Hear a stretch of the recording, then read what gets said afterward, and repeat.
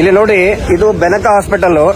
ಇಲ್ಲಿ 4 ಜನ ಮಾಧ್ಯಮದವರು, ಟಿವಿ ಚಾನೆಲ್ನ ಮಾಧ್ಯಮದವರು, ಕೂಡ್ಲಾ ರಾಂಪೇಜ್, ಅಜಯ್ ಅವರು, ಅಭಿ ಯುನೈಟೆಡ್ ಮೀಡಿಯಾ, ಸಂಚಾರಿ ಸ್ಟುಡಿಯೋ ಮತ್ತು ಅವ್ರ ಜೊತೆಗಿದ್ದಂತಹ ಕ್ಯಾಮರಾಮನ್ ಮತ್ತೆ ಇನ್ನೊಬ್ಬ ಪ್ರಮೋದ್ ಅಂತ ಹೇಳಿ ಸೌಜನ್ಯ ಹೋರಾಟದಲ್ಲಿ ಗುರುತಿಸಿಕೊಂಡವರು 4 ಜನಕ್ಕೆ ಹೊಡೆದಿದ್ದಾರೆ. ಅವಾಗ ಎಲ್ಲಾ ಜನರು ಕೂಡ ಪಾಪ ಅವ್ರಿಗೆ ಏನ್ ಏಟಾಗಿದೆ, ಗಾಯಾಳುಗಳಿಗೆ ನೋಡಕ್ ಬಂದಿದ್ದಾರೆ. ದಯವಿಟ್ಟು ನೋಡ್ಬಿಡಿ, ಇಲ್ಲಿ ಯಾವುದೇ ರೀತಿಯಾದಂತಹ ಗಲಾಟೆಗಳನ್ನ ಹೋರಾಟಗಾರ ಆಗ್ಲಿ ಇಲ್ಲಿ ಜನಸಾಮಾನ್ಯರು ಯಾರು ಮಾಡಿಲ್ಲ.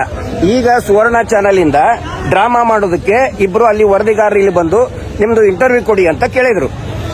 ಸುವರ್ಣ ಚಾನೆಲ್ನ ಅಜಿತ್ ಜೈನ್ ತನ್ನನ್ನು ತಾನು ಮಾರ್ಕೊಂಡಿದ್ದಾನೆ ಅಂತ ಹೇಳಿ ಎಲ್ರಿಗೂ ಕೂಡ ಗೊತ್ತಿದೆ.